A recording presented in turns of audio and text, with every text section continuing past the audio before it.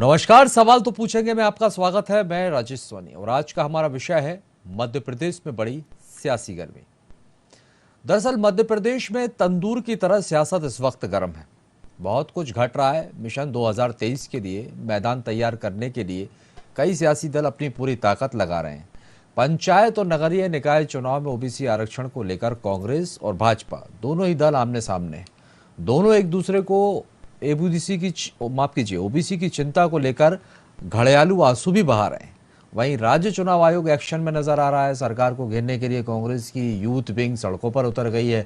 बेरोजगारी की आवाज बनने का दम भरा जा रहा है, लेकिन पुलिस की पानी की बौछारों ने तरबदर करने में भी कोई देर नहीं लगाई। कांग्रेस के नेताओं ने सरकार को जमकर खरी खोटी सुनाई। अब सवाल तो पूछेंगे में आज हम इसी पर बात करेंगे कि आखिर क्यों मध्य प्रदेश में यह सियासी गर्मी बढ़ती जा रही है। इसी पर चर्चा करेंगे। कई मेहमान हमारे साथ होंगे, लेकिन इससे पहले देखिए हमारी खास रिपोर्ट। अब केवल एक ही चीज, न्याय भी दिलाना, ओबीसी को चुनाव की तैयारी करके जीतना है। हो जाओ तैयार साथियों, हो जाओ तैयार। सोचने का समय गया, चलो रचे इतिहास नया, और इसलिए कमर कस के बिल्कुल तैयार।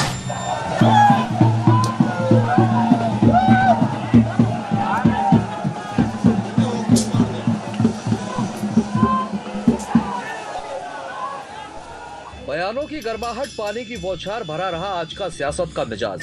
सुबह सूबे के मुखिया पंचायत चुनाव में आरक्षण के लिए पूरी ताकत लगाने का दम भरते हुए सामने आए। भाजपा कार्यकर्ताओं को महाविजय के लिए जुट जाने का संकल्प दिलाया। दोपहर में कमलनाथ के बंगले पर बड़ी बैठक हुई। युवक कांग्रेस के हल्ला बोल में नेताओं ने सियासी तीर सरकार और भाजपा पर चलाए। कांग्रेस के सुप्रीमो कमलनाथ ने कहा कि बीजेपी के पास पुलिस, पैसा और प्रशासन है, लेकिन हम डरेंगे नहीं। युवक कांग्रेस के कार्यकर्ता जब सड़कों पर उतरे तो पुलिस कहां चूकने वाली थी। हुकूम बचाने के लिए तेज गर्मी और सियासी गर्माहट से भरे युवक कांग्रेस के कार्यकर्ताओं के विरोध पर पानी की बौछारों ने जबरदस्त हमला किया। सरकार की सख्ती पर कांग्रेसी खासे गुस्से में नजर आए और वहीं सरकार के स्पोक्समैन ने दो टूक शब्दों में कहा कि हल्ला बोल नहीं, प्रायश्चित करना चाहिए। जो झूठ बोला है उनके नेता ने। सरकार शिवराज सिंह की प्रतिमा 4000 शिक्षकों के पास आवेदन लगाती है, पद निकालती है, तो 12 से 15 लाख युवा अपने आवेदन भरते हैं और लगातार ऐसे बेरोजगारों से पैसा वसूल करती है। एक नौजवान से 3 से 4,000 रुपए रोजगार के लिए हर बार फार्म भराते हैं। 4,000 जगह निकालते हैं, 1,000 नौकरी देते हैं। अभी 750 करोड़ रुपए। प्रदर्शन की जगह अगर प्रायश्चित करे युवक कांग्रेस तो ज्यादा अच्छा है। जो उनके नेता थे उन्होंने घोषणा की थी रोजगार देने की। 15 महीने में कितने को रोजगार दिया? जो उनके नेता थे उन्होंने घोषणा की थी बेरोजगारी भत्ता देने की, क्या किसी एक को भी दिया? तो इसलिए प्रायश्चित अगर करे युवक कांग्रेस तो शायद जनता को ज्यादा समझ में आए। सड़कों पर उतरने के साथ कांग्रेस का एक मिजाज कमलनाथ के बंगले पर भी देखने को मिला। यहाँ वचन पत्र के बिंदुओं को लेकर चर्चा हुई। किसान कर्ज माफी, पुरानी पेंशन लागू जैसे मुद्दों पर चर्चा करते हुए वचन पत्र समिति ने अपनी रणनीति तय की। हाँ, हम चुनाव की तैयारी में हैं। इसमें चुनाव के लिए हमारा वचन पत्र का मामला है। बहुत सारे ऐसे इश्यूज हैं। हाँ, मैं जा रहा हूँ जोधपुर नहीं, उदयपुर। जरूर मंथन होगा, सब अपनी बात कहेंगे, सब अपनी बात बोलेंगे, सबकी बात सुनी जाएगी। बीजेपी क्यों घबराती है? उनके पेट में क्यों दर्द होता है जब राहुल गांधी सामने आते हैं? कांग्रेस का बहुत अच्छा कार्यक्रम है। हम प्रदेश के युवाओं को ये संदेश दे रहे हैं किस प्रकार से भ्रष्टाचार, बेरोजगारी, महंगाई आज हमारे नौजवानों के भविष्य को चौपट कर रही है। प्रदेश में अब विधानसभा चुनाव 2023 से पहले पंचायत और नगरीय निकाय चुनाव का सेमीफाइनल है। ओबीसी पेज के बीच उसकी तैयारी दोनों ओर से है। सियासत अपने रंग में आने लगी है, जो समय के साथ इंद्रधनुषी होगी। सियासी तीर चलेंगे, वोटरों को साधने सत्ता और विपक्ष अपने अपने राग में कभी गुनगुनाएंगे तो कभी शोर मचाएंगे। Bureau report, VIP news, Bhopal. तो जैसे जैसे देश में गर्मी बढ़ती जा रही है और प्रदेश की सियासत भी गर्माती जा रही है, ओबीसी आरक्षण को लेकर पक्ष विपक्ष दोनों ही आमने सामने हैं, दोनों ही अपने आप को ओबीसी हितैषी बनाने की कोशिश कर रहा है। एक तरफ बीजेपी सरकार ये कह रही है कि ओबीसी आरक्षण के बगैर चुनाव नहीं करवाएंगे, लेकिन सुप्रीम कोर्ट का फैसला आ गया, चुनाव आयोग की तरफ से अधिसूचना भी जारी कर दी गई, जून में बात कही जा रही है करवाने की चुनाव। तो वहीं दूसरी तरफ कांग्रेस ने भी सरकार को घेरने के लिए हल्ला बोल आज किया है। आज इसी पर चर्चा करेंगे, कई मेहमान भी हमारे साथ जुड़ेंगे। पहले हम मेहमानों का परिचय करवाते हैं। ब्रजगोपाल लोहिया जी भारतीय जनता पार्टी का पक्ष रखेंगे, आपका बहुत स्वागत है। योगेश गुप्ता जी कांग्रेस का पक्ष रखेंगे, आपका भी बहुत स्वागत है। साथ ही रमेश शर्मा जी वरिष्ठ पत्रकार भी हमारे साथ जुड़े हैं सर, आपका भी बहुत स्वागत है। आप सभी मेहमानों का स्वागत करते हैं। लेकिन पहला सवाल ब्रजगोपाल लोहिया जी, सर आप तक आवाज पहुंच रही है? ब्रज जी, मेरा ये सवाल है आपसे कि सुप्रीम कोर्ट का फैसला आया, चलिए ब्रज गोपाल लोहिया जी के पास मैं वापस लौटूंगा। मैं योगेश गुप्ता जी आपके पास आता हूं। सर आप तक आवाज पहुंच रही होगी? जी मैं आपको सुन पा रहा हूं। जी योगेश जी, आज एक बड़ा हल्ला बोल आप लोगों की तरफ से किया गया, सरकार को घेरने के लिए कवायद थी, तमाम युवा आपके इकट्ठे हुए, लेकिन सर वचन पत्र को लेकर भी बैठकें हुई हैं, कई तरह की रणनीतियां आप लोगों की तरफ से बनाई जा रही हैं। क्या कुछ तैयारियां हैं आगे अब देखने को मिल सकती हैं सरकार को घेरने की? जी राजेश जी, देखिए महंगाई, बढ़ती हुई महंगाई और बढ़ती हुई बेरोजगारी को लेकर आज यूथ कांग्रेस द्वारा जो जोरदार प्रदर्शन धरना दिया गया था, जिसके ऊपर पूरी बर्बरता के साथ शिवराज प्रशासन ने न केवल वाटर कैनन का इस्तेमाल किया, कई हमारे युवा कांग्रेस के कार्यकर्ताओं के ऊपर उन्होंने झूठे प्रकरण भी दर्ज कराए। तो जितनी निंदा शिवराज सरकार की जाए, आज महंगाई वास्तव में चरम पर है। रसोई घर का खर्चा उठाया जाए तो 44% से ज्यादा बढ़ चुका है। पेट्रोल डीजल गैस की बात अगर अपन अलग करके और भी अन्य खाद्य सामग्री को देखें, जो जैसे खाने का तेल है, दाल दलहन है, सब्जियां हैं, सभी चीज, कहने का तात्पर्य है राजेश जी, आटे से लेकर डेटा तक सब महंगा है भारतीय जनता पार्टी शासित प्रदेश और केंद्र सरकार में। तो इसके खिलाफ एक प्रदर्शन था। दूसरा, 33 लाख से रजिस्टर्ड बेरोजगार ज्यादा मध्य प्रदेश सरकार के पोर्टल पर हैं। पिछले 17-18 साल से प्रदेश के मुखिया शिवराज जी हैं। कितना युवाओं को इन्होंने रोजगार दिया, जहां रोजगार देने की जब आवश्यकता थी 2018 विधानसभा चुनाव में, तब इन्होंने सरकारी कर्मचारियों की रिटायरमेंट की आयु 60 वर्ष से बढ़ाकर 62 वर्ष कर दी। उस समय 2 लाख वैकेंसी सरकार के मध्य प्रदेश सरकार के विभिन्न विभागों में रिक्त होने वाली थी, लेकिन इनके पास पैसा नहीं था। इन्होंने उसको आयु बढ़ाकर सामंजस्य बिठाने की कोशिश करी। तत्पश्चात हमारा युवा वहां हतोत्साहित हुआ।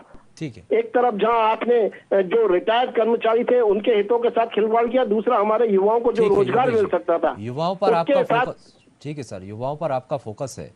और आज वचन पत्र को लेकर भी बैठक हुई, क्या कुछ रणनीति बनी, पहले ये भी समझना चाहूंगा। लेकिन जिस तरह से प्रदर्शन आप लोगों की तरफ से किया गया है, बीजेपी से गृह मंत्री नरोत्तम मिश्रा ने इस पर हमला किया है, निशाना साधा है। उनका ये कहना है कि आपको प्रदर्शन करने की जरूरत नहीं है, प्रायश्चित करने की जरूरत है। ऐसा क्यों कह रहे हैं? जी राजेश जी, प्रायश्चित तो नरोत्तम मिश्रा जी को जरूर करना चाहिए। इसलिए करना चाहिए कि पिछले 2 वर्ष के कार्यकाल में महिलाओं के बलात्कार के मामलों में जो आश्चर्यजनक वृद्धि हुई, उसके लिए माननीय नरोत्तम मिश्रा जी को प्रायश्चित करना चाहिए। आदिवासियों पर अत्याचार के मामलों में नरोत्तम मिश्रा जी को प्रायश्चित करना चाहिए। जहरीली शराब से मरने वाले लोगों के प्रति नरोत्तम मिश्रा जी को प्रायश्चित करना चाहिए। जो निरंतर अपराधों में वृद्धि हो रही है, भूमाफियाओं के आतंक से जो मध्यम वर्ग परेशान है, उसके लिए नरोत्तम मिश्रा जी को प्रायश्चित करना चाहिए। जो ये संरक्षण गुंडों को और माफियाओं को दे रखा है शिवराज सरकार ने, उसके लिए नरोत्तम मिश्रा जी को निश्चित रूप से प्रायश्चित करना चाहिए। शिवराज जी को भी प्रायश्चित करना चाहिए। कोविड काल में 1,70,000 से ज्यादा हुई मौतों के लिए रेमडेसिविर जीवन रक्षक उपकरणों की कमी के अभाव में जिस प्रकार हमारे मध्य प्रदेश वासियों ने दम तोड़ा है, उसके लिए शिवराज सरकार को निश्चित रूप से प्रायश्चित करना चाहिए। 23,000 से ज्यादा किसानों ने आत्महत्या पुराने कार्यकाल में की थी, उसके लिए शिवराज जी को प्रायश्चित करना चाहिए। 4,000 से ज्यादा किसान अभी 2 साल में मर गए, इसके लिए शिवराज जी को प्रायश्चित करना चाहिए। उनके बढ़ते हुए कर्जों के लिए शिवराज जी को प्रायश्चित करना चाहिए। बिजली, पानी, सड़क जैसी मूलभूत सुविधाओं के अभाव के लिए शिवराज सरकार को प्रायश्चित करना चाहिए। ठीक है सर, अच्छे जी, प्रवक्ता आपसे हैं। प्राक्षिक का सवाल ठीक है उठाया सर, आपने तो बहुत जरूरी सारा था, गिनवा दिया, अब मैं उनसे भी तो जवाब ले जरूरी लूं था ना सर, सर। जवाब भी तो ले लूं। जी। ब्रज गोपाल लोया जी, सर आवाज पहुंच रही है आप तक? लोया जी, आप सुन पा रहे हैं?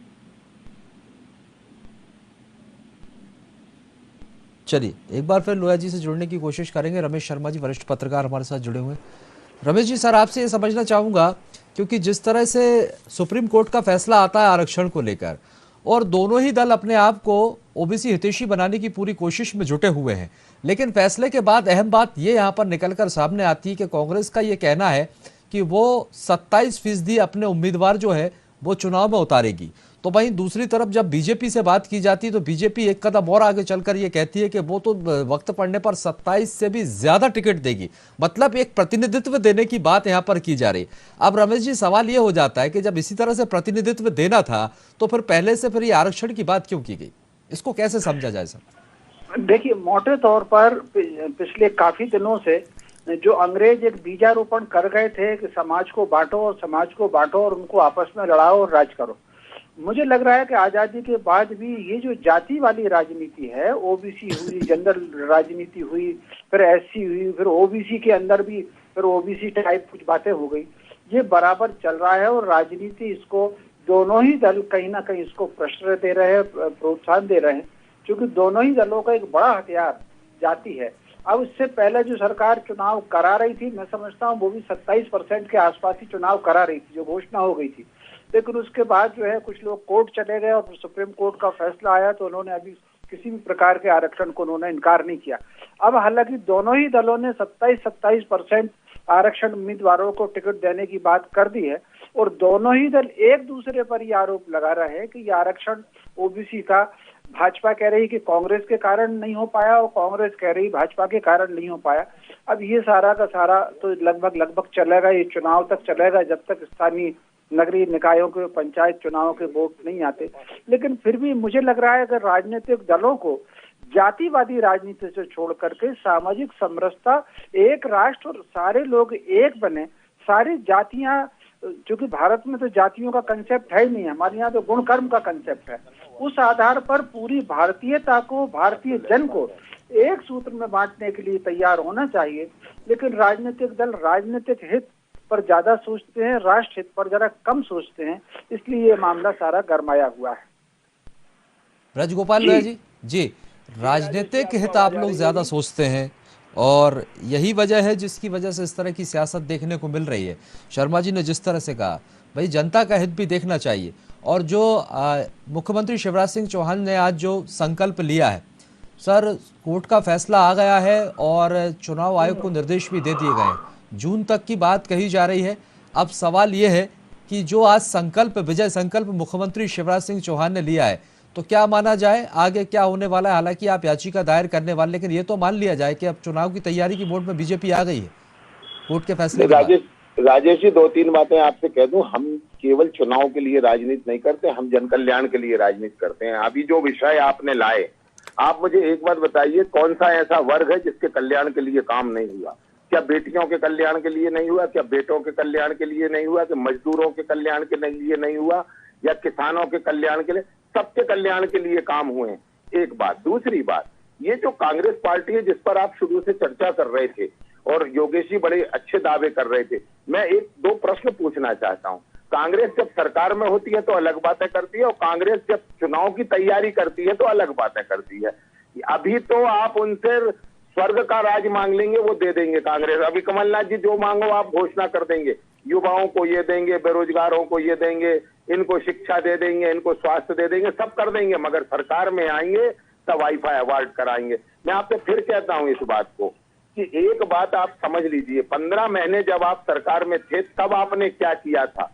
क्या इसके लिए कुछ किया था? आपने विधानसभा में एक फर्जी बिल पास किया, उसको अध्यादेश बना दिया, उसमें आरक्षण आपने मध्य प्रदेश की ओबीसी आबादी को 27% लिखा। ये पहली गलती हुई जिसके कारण मध्य प्रदेश के चुनाव विलंबित हुए। दूसरा बात, सन 2019 में चुनाव होना थे पंचायतों के और नगरीय निकायों के।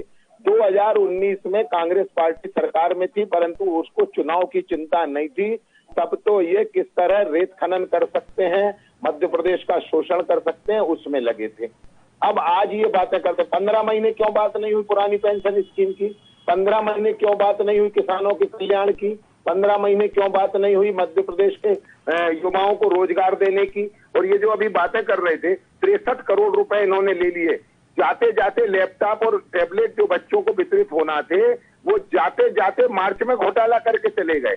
तो जब सरकार में होते हैं तब घोटाला करेंगे, जब सरकार में होंगे तब वल्लभ भवन को भ्रष्टाचार का अड्डा बनाएंगे, जब सरकार में होंगे तो रेत माफिया मुख्यमंत्री की गाड़ी ड्राइव करेंगे, और जब विपक्ष में होंगे, जैसे विपक्ष में आएंगे तो सारी उम्मीदें ये रखेंगे। ठीक है लोया जी, आपने गंभीर आरोप लगा दिए, उसके जवाब तो योगेश जी से ले ही लेंगे। जी बिल्कुल, लेकिन मेरा जो सवाल था उसको आपने गोल गोल घुमा दिया। बोलिए आपका सवाल, आप बताइए। उसका जवाब अभी तक नहीं आया सर, आप बताइए ना राजेश जी, उसका जवाब। सवाल ये था कि आज विजय संकल्प लिया है मुख्यमंत्री शिवराज सिंह चौहान जी ने कोर्ट का फैसला आने के बाद, और जो चुनाव आयोग भी बात कह रहा है कि जून में जो है चुनाव करवा दिए जाएंगे, तो आप लोगों की तरफ से मॉडिफिकेशन याचिका दायर करवाने की बात की जा रही है, वो दायर की जाएगी, लंबा समय इसमें लगेगा। तो जिस तरह से आज मुख्यमंत्री शिवराज सिंह चौहान ने विजय संकल्प लिया है, तो क्या ये माना जाए, ये तय है जो चुनाव आयोग ने अधिसूचना जारी कर दी है कि अगले महीने चुनाव हो जाएंगे, आप लोग तैयार हो गए इसके लिए?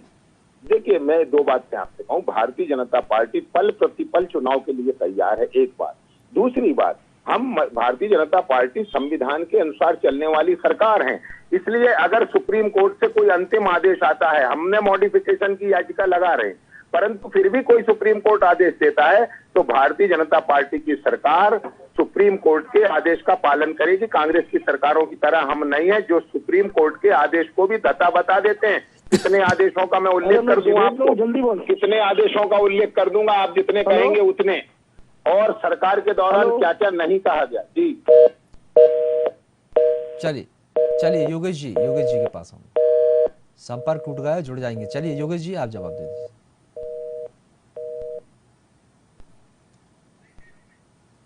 चलिए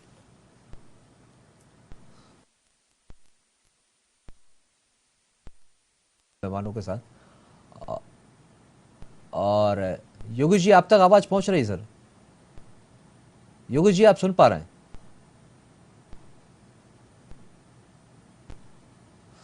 तो चलिए लोया जी आप तक आवाज पहुंच रही है सर?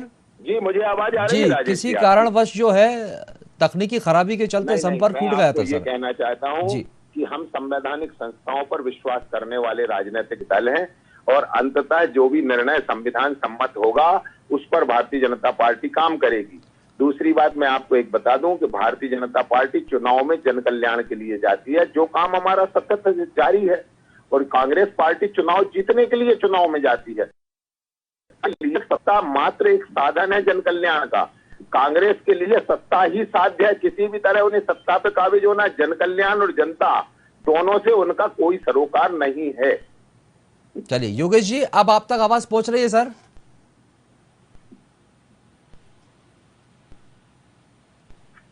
चलिए योगेश जी से एक बार फिर जुड़ने की कोशिश करेंगे। रमेश शर्मा जी आवाज आ रही है आपकी? चलिए ठीक है सर। योगेश जी आपसे सवाल ये है कि जिस तरह के आरोप ब्रजगोपाल लोया जी ने लगाए हैं भारतीय जनता पार्टी की तरफ से कि कांग्रेस के तो दो रूप हैं सर, अलग अलग, विपक्ष में होते हैं तो कुछ और होते हैं, और जब सत्ता में आते हैं तो कुछ और हो जाते हैं, और आप जितने ये वचन, आपके वचन पत्र को तो महज एक छलावा बता रहे हैं।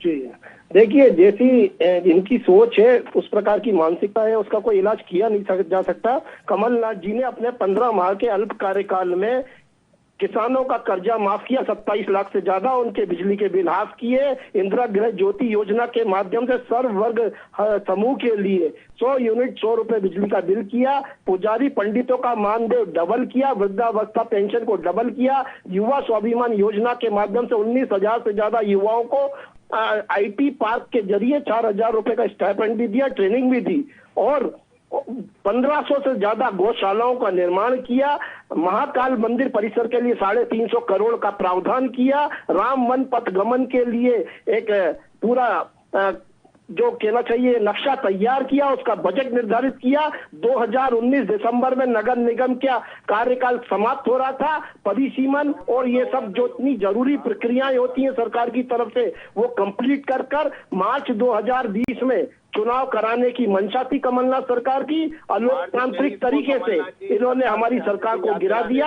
अगर हमारी सरकार यथावत बनी रहती तो हमने 27% ओबीसी आरक्षण के साथ नगर निगम पंचायत के चुनाव संपन्न करा लिए होते। नहीं राजेश जी, मेरा एक प्रश्न, कृपया आप उसे योगेश जी कर दें। ठीक है, ठीक है जब हमारे सर, मुख्यमंत्री एक प्रश्न का जवाब दे दीजिए सर लोया जी के। जी लोया जी जवाब दीजिए। योगेश जी, मेरा छोटा सा एक योगेश जी प्रश्न है साहब, कि चुनाव नवंबर 2019 में होना थे और 23 मार्च 2020 तक माननीय कमलनाथ जी मुख्यमंत्री थे। मैं ये जानना चाहता हूं कि अगर आपकी मंशा थी तो ये चुनाव क्यों नहीं? हाँ, उसका जवाब ले लीजिए। देखिए, आप जो चुनाव आयोग के दिशा निर्देश के अनुरूप परिसीमन और जो वो किया गया था नहीं, आरक्षण, आप बिल्कुल सही पे आइए। आपने नगर निकायों का परिसीमन करा लिया था, आप भूल गए। आपने केवल चुनाव नहीं कराया। मैं फिर से आपको ठीक है, ब्रजगोपाल लोया जी जवाब ले लीजिए। जब ओबीसी का आरक्षण आपने दिया, ठीक है, आपने सवाल कर लिया, जवाब तो दिया। जब उच्च न्यायालय गया तो वहाँ आपने वकील भी खड़ा करना जरूरी नहीं समझा। फिर मामला सुप्रीम कोर्ट गया और भारतीय जनता पार्टी ने उस मामले को लड़ा। पार्टी के लोगों का चाल और चरित्र बौखला जाते जब इनके सवालों का खंडन किया जाता है। मैं इनके सवाल का खंडन कर रहा हूं कि हमसे तो 3 महीने में चुनाव की अपेक्षा कर रहे हैं और खुद सभा 3 महीने नहीं, सुप्रीम कोर्ट ने कहा है कि नियत समय पर होना चाहिए। 23 मार्च की अर्धरात्रि में जब कमलनाथ जी ने हमें सरकार सौंपी थी तब देश में लॉकडाउन लग चुका था, आपको मालूम होगा शायद। और उसके बाद हमने पिछले वर्ष चुनाव कराने की कोशिश की 2021 में, तो आपने उसमें अड़ंगा लाया, उसको हाईकोर्ट लेके गए और फिर आपके ही नेता सुप्रीम कोर्ट ले गए। ठीक है सर, चुनाव ना हो पाए। आप नहीं चाहते हैं कि छोटे कार्यकर्ताओं को दायित्व मिले, आप नहीं चाहते हैं कि चुनाव में कांग्रेस पार्टी जाए, आप नहीं चाहते हैं कि अंदरूनी आपकी जो कला है वो उजागर हो। वो कहते हैं कि हम चुनाव में जाएंगे, तो ये ओबीसी वर्ग के लिए कौन से चुनाव में जाएंगे? 2014 के पहले स्वर्गीय अर्जुन सिंह जी जब हमारे सीएम थे तब महाजन आयोग का गठन किया। 14% ओबीसी आरक्षण के साथ हम दिग्विजय सिंह सरकार ने नहीं ओबीसी आरक्षण की आप चर्चा मत करिए। देखिए, मैं आपको फिर कहता हूँ, विश्वनाथ प्रताप सिंह जी की सरकार ने 1990 में ओबीसी को मंडल कमीशन के माध्यम से जब आरक्षण दिया था तब से आपने देश भर में धरने करवाए थे। आज आप हितैषी बनने की कोशिश न करें। 17 साल में ओबीसी वर्ग के लिए क्या किया? नहीं, क्या नहीं किया? आप ये बताओ, हमारे 17 साल में हमने क्या किया ये हम बता देते हैं। हमने 17 साल में तो ओबीसी से 3 मुख्यमंत्री दिए, सुश्री उमा भारती, बाबूलाल जी को, शिवराज सिंह जी चौहान, और आपने तो सुभाष यादव जी को बनने नहीं दिया और उनको हटा के बने दिग्विजय। चलिए ठीक है, आप तो विषयांतर हो रहे हैं सर, आप कहीं से कहीं पहुंच गए। रुकूंगा आप दोनों को। रमेश शर्मा जी चलिए आप रुक जाइए सर, रुक जाइए। लोया जी रुक जाइए। इन लोगों की, ठीक है योगेश जी रुक जाइए। खासियत है, भाजपाई लोग बौखला जाते हैं, ये सच सुनना नहीं चाहते, ना विधानसभा में सुनना चाहते, ना जनता के बीच में सुनना चाहते, ना विरोध के अंदर सुनना चाहते। 3 बार बात आउट करते हैं, इनका दूर दूर तक नाता नहीं है। चलिए सर, विधानसभा में आप 10 मिनट में 3 बार बात आउट। सर और भी मेहमान जुड़े हुए, रुक जाइए सर। शर्मा जी हमारे साथ बने हुए हैं।